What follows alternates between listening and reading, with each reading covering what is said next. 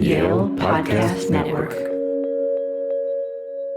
Welcome to ISM Fellows in Conversation, a podcast from the Yale Institute of Sacred Music. The episodes in this series present a discussion between a current ISM student and a visiting researcher in the ISM Fellows program. Each year, the Institute hosts a cohort of fellows who are in residence for 1 year to pursue interdisciplinary projects and teach at Yale. The following conversation focuses on the diverse research, teaching, and creative work of a current ISM Fellow. Hi, my name is Ben Bond. I am a second-year Master's of Divinity student here at Yale University and member of the Institute of Sacred Music. And I'm really excited to get to talk to Dr. Dirksen today. Welcome. Thank you very much. Thank you so much for inviting me, Ben, and I'm really delighted to be in your presence today. Likewise. So I guess we could get started out by just having you tell us a little bit about yourself. Where are you from? Where do you teach kind of full time? What is your area of expertise? And what brought you to the ISM? And what's the project you're working on here? Right. Well, thank you so much. I am Dr. Rebecca Dirksen. I am an associate professor at Indiana University, where I'm on the faculty in the Department of Folklore and Ethnomusicology. I teach a really broad range of courses as an ethnomusicologist, including graduate seminars on applied ethnomusicology, film as ethnography, ecomusicology, and also a lot of undergraduate courses as well, including those on carnival, music in development and music in disaster, Caribbean music, sacred ecologies, and the environment, which relates to, the latter relates to my project here at the ISM. So as an ethnomusicologist, in fact, I have many research interests, and I work, in fact, across genres. So everything from Haitian classical music or art music to rap Creole to Vodou and well beyond. Really my research concerns kind of the big picture questions, these grand challenges. So cultural approaches to development, crisis and disaster, sustainability, diverse environmentalisms, ecomusicology. And I try to approach all of these big picture questions from a perspective of applied, engaged, or activist scholarship, which I write on as well. So while I'm somebody who really enjoys these details and complexities within each of these genre concerns or theoretical concerns, I'm really conceptually driven by these bigger picture grand challenges. One particular overarching area of interest is something called musique engagée, which is socially or politically engaged music, for example. And again, this is something that applies across all different genres. I very recently published a book on Carnival in Haiti titled After the Dance, the Drums Are Heavy, Carnival, Politics, and Musical Engagements in Haiti, which came out in 2020 with Oxford. And that really touches on this socially and politically engaged music and how spaces of Carnival often become political spaces, and how political spaces often become equally spaces of Carnival. And I look at kind of the, in great detail, both the historical and contemporary concerns surrounding this performative practice. And so this year, I'm working to kind of extend this work on musique engagée, this socially and politically engaged music, but really through the lens of sacred ecologies and the environment. So I've always been long interested in environmental matters, climate change, the direct impacts on specific communities, especially, for example, Haiti in particular, which has found itself at the top of the list for countries that are the most vulnerable in the world to the effects of climate change. And so we need to be very, very attentive to how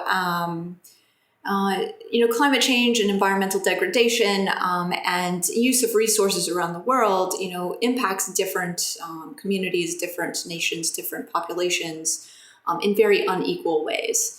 So this particular book is really focusing on climate change activism and environmental justice with regard to Haiti, but through a lens of the sacred.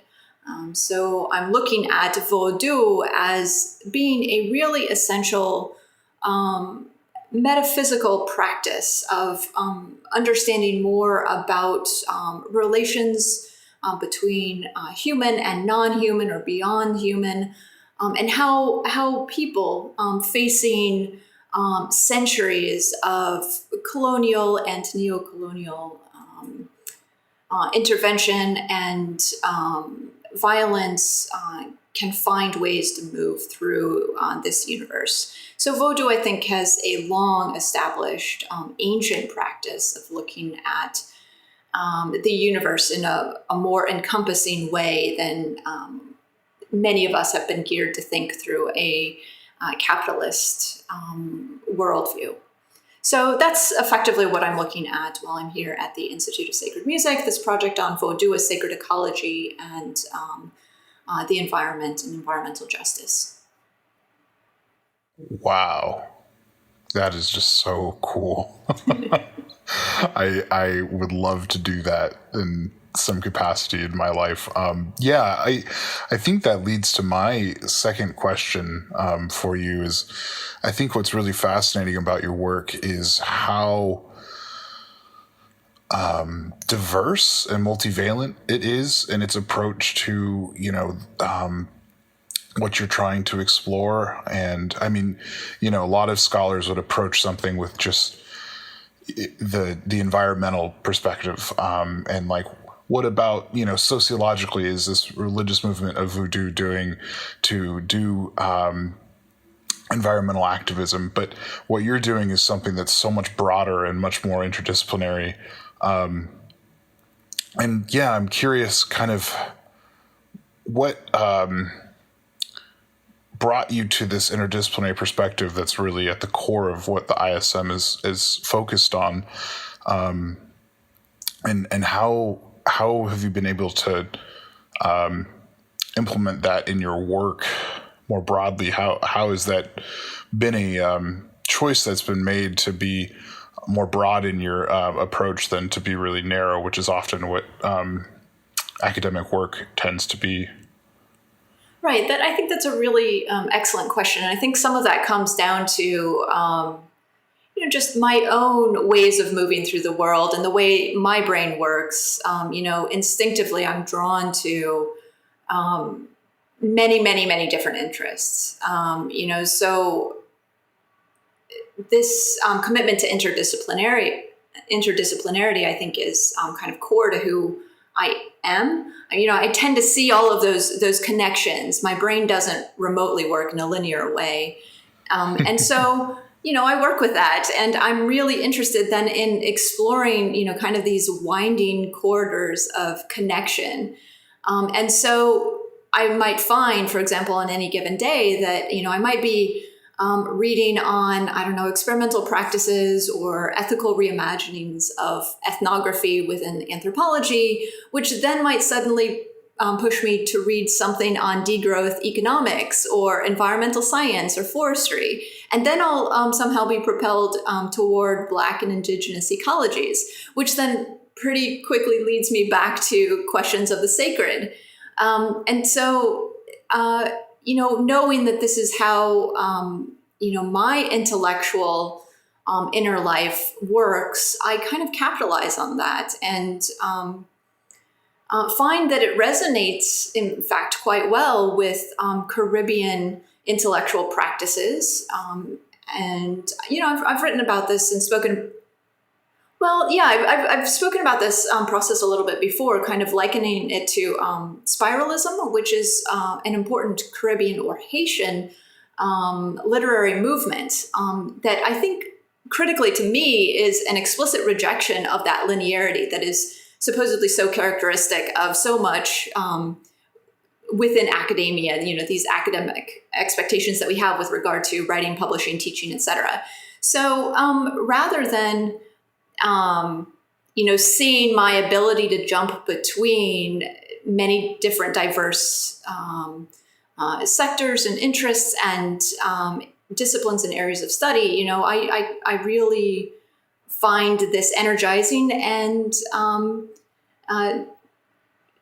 for myself, conceptualize of this as more of like a spiralist praxis as a scholar, and really enjoy the process. And, if I don't know where I'm going to end up at the end of the day, based on where I start, I just enjoy that journey as being part of how I think. And I think that yields this type of framing of any really critical project. When we're dealing with environmental justice, for example, how do we see the deeper connections that draw us all into this project, regardless of race, gender, nationality, ability, religion, any of these perspectives? I think, you can see that they're all kind of integrally related in one way or another. And so I try to really celebrate that rather than see that as a limitation. Absolutely. And the idea that interdisciplinarity can be perceived as a limitation in the Western academic context baffles me, frankly. If anything, it should be a broadening. It's the limitation comes from the antithesis to that. And yeah, I think one of the beautiful things about being here at the Institute of Sacred Music is that commitment within the academy towards that interdisciplinarity that is unique, that I really value and cherish. And I'm sure probably was a draw for you as a scholar outside of Yale to be like, I want to be a part of this. Absolutely. I was curious kind of on what, a lot of times scholarship is informed by our social location, positionality in the world. And I'm curious kind of what got you interested in Haitian voodoo, and what was the process of kind of uncovering the environmental aspects of the music tradition for you, and kind of what has been your trajectory to coming to this subject matter that's fairly niche. I'm one of the few people that could probably have a more extensive conversation about the intricacies of the tradition. So, and I'm not even formally, trained in the Haitian tradition. But yeah, I'm curious what has led to this passion of yours and exploring all of this. Right. Again, another excellent question, and one that will probably lead to kind of an extensive response. So I'll try to focus this a little bit, but I can say that I've been involved in one way or another with Haitian music and culture for nearly 2 decades now. So there's a substantial amount of time dedicated to learning more about Haitian culture more generally, well beyond Vodou. I've spent more of my adult life living in the country of Haiti than I have anywhere else. And wow. So I have a particular connection, I think, in terms of family, in terms of friends, colleagues, just this sense of feeling Haiti as being home to me as well as wherever else I am currently living.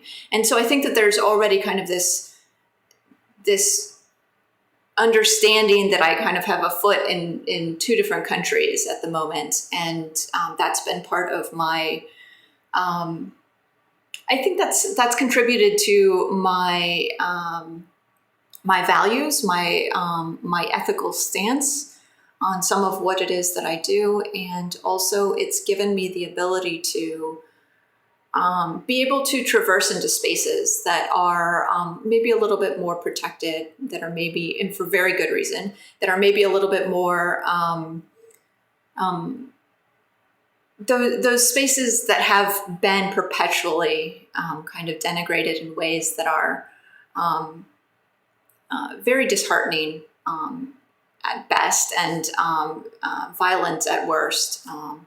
And so my initial introduction to Vodou came explicitly through invitations from people that I know. And prior to first attending, a Vodou gathering, I had already begun to learn a little bit about it, not only through literature, but also through, in fact, Haitian classical music. Which is a connection that many people might not think about. But I started effectively volunteering at summer music camps in Haiti shortly after I graduated from undergrad.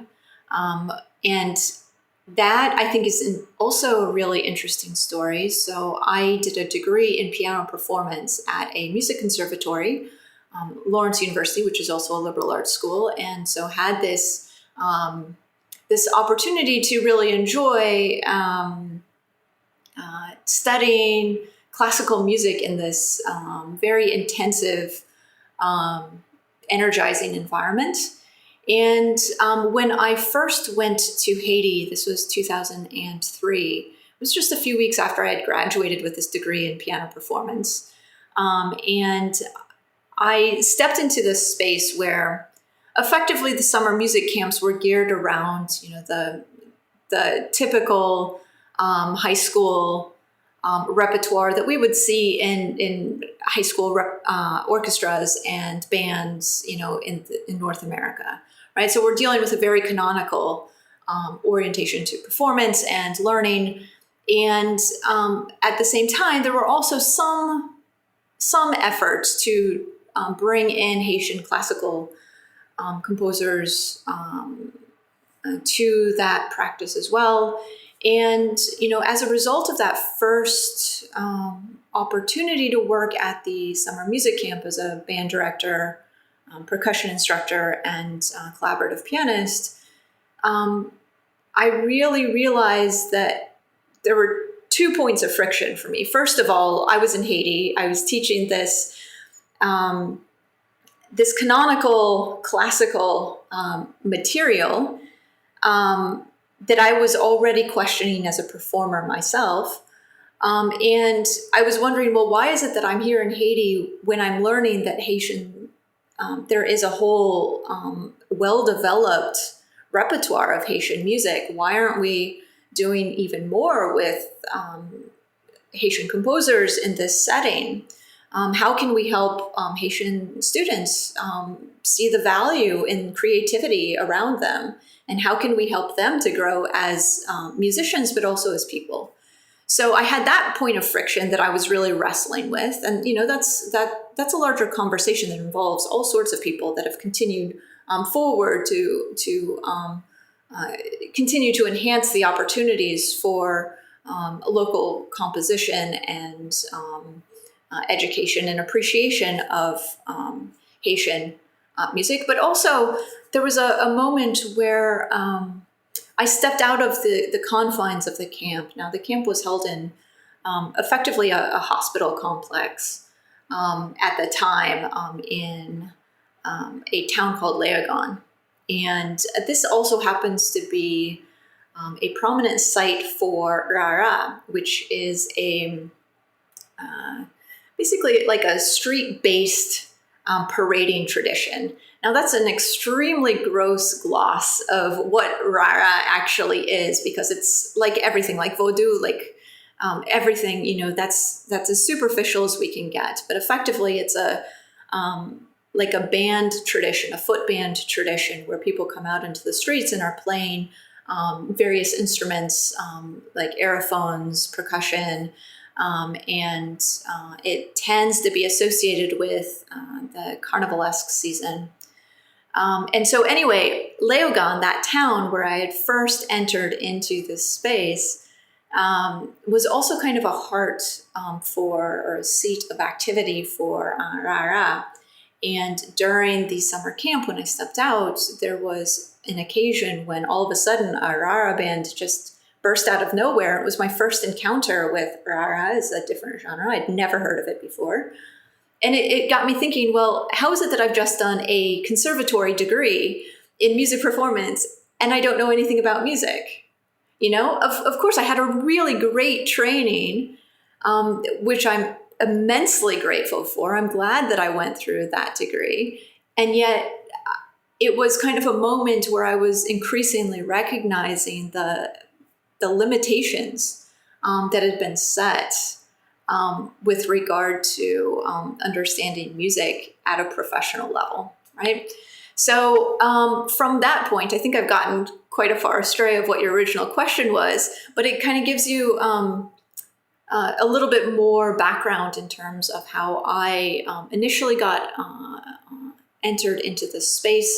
Long story short, I kept going back each summer to work at these summer music camps, and there were several of them.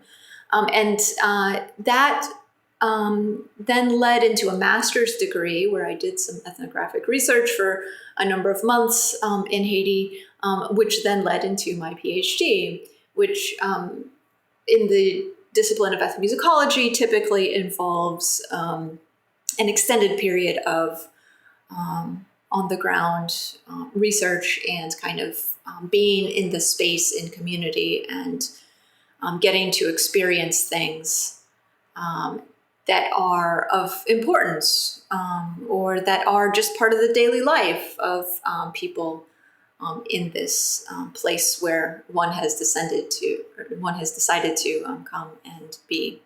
So it was kind of a gradual progression. And then as things evolved through my PhD, I came to the decision that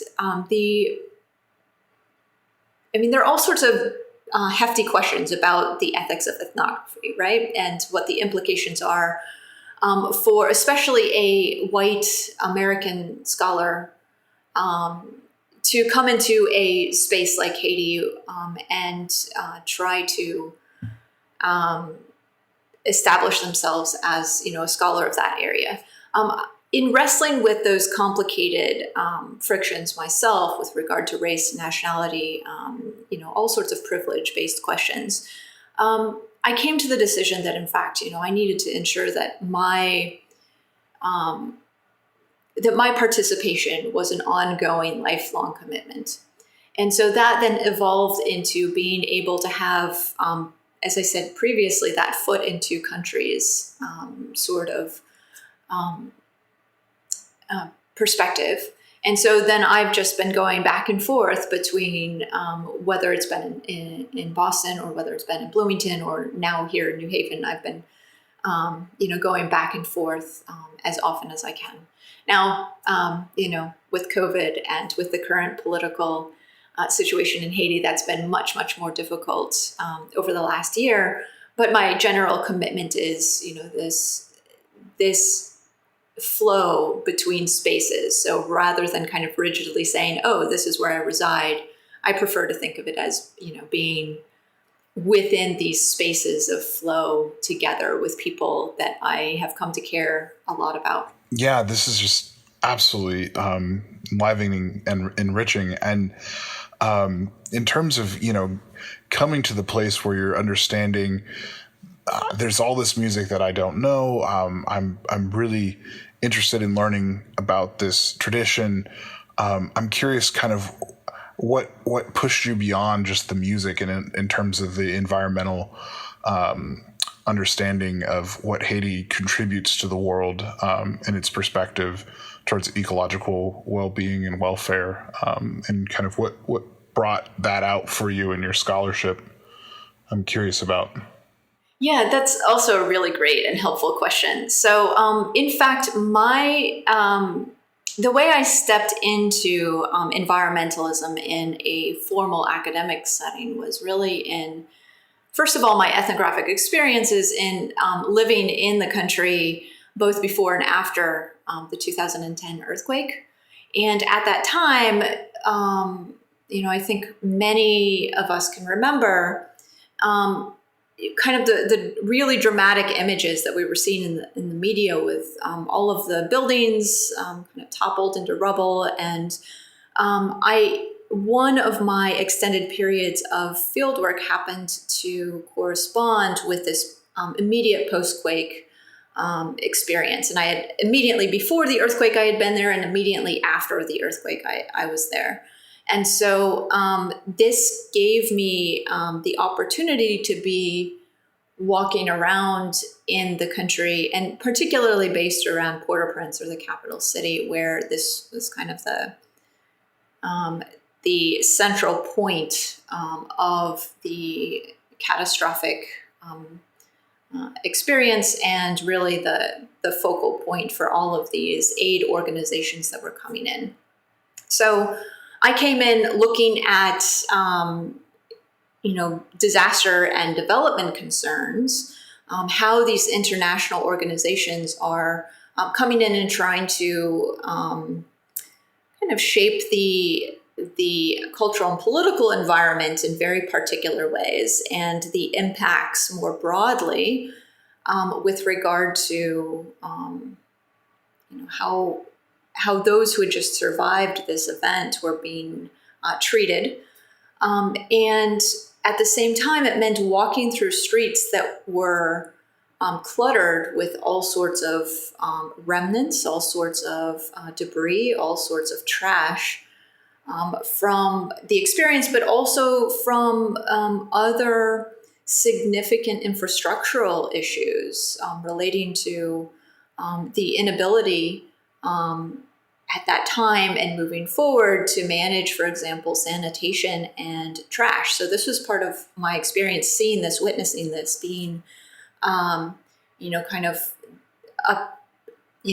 being centered, or not centered, but kind of being right there in the middle of it and experiencing the intensity of it. And so my first environmental push was really to look at how people were responding to trash in multiple levels. So trash in terms of the literal rubbish that was being thrown in the streets and not being collected, and how people were trying to navigate living in these circumstances, and what that psychologically and physiologically and physically was meaning for people.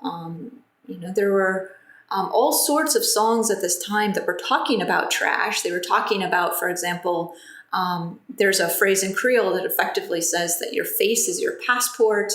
So the way that you present is the way that you're able to move through the world. And I saw this as kind of this really important metaphor for the ways that people were literally experiencing the trash situation. So certain neighborhoods, if they were not being able to have trash collection on a regular basis, well, they were those marginalized zones that were becoming points of frustration and demoralization for so many people. So they were being characterized according to the specific zone that they were living in, versus these more elite zones.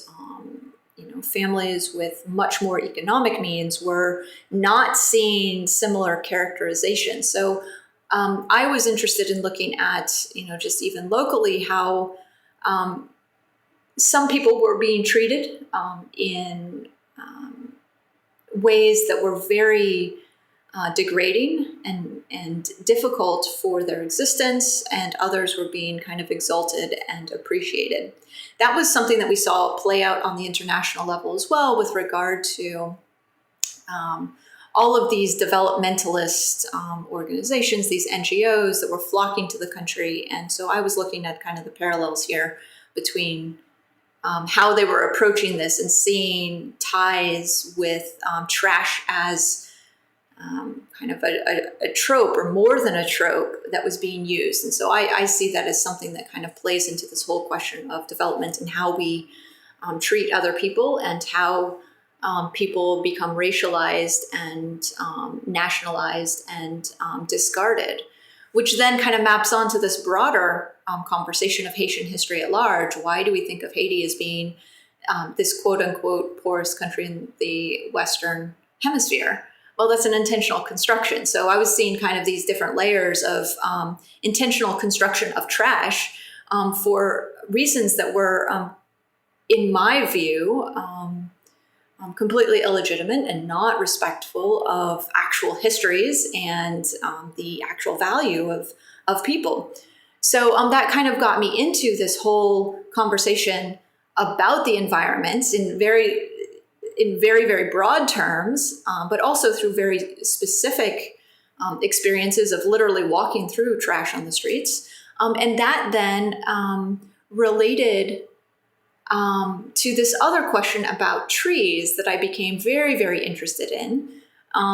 In some of that same repertoire that talked about too much trash, there was also mention of deforestation. And we talk about deforestation a lot with regard to Haiti as a nation where, obviously plantation-based colony, that was one of the absolute most productive in this hemisphere, and was enormously wealthy, at the time of its peak during the 1700s.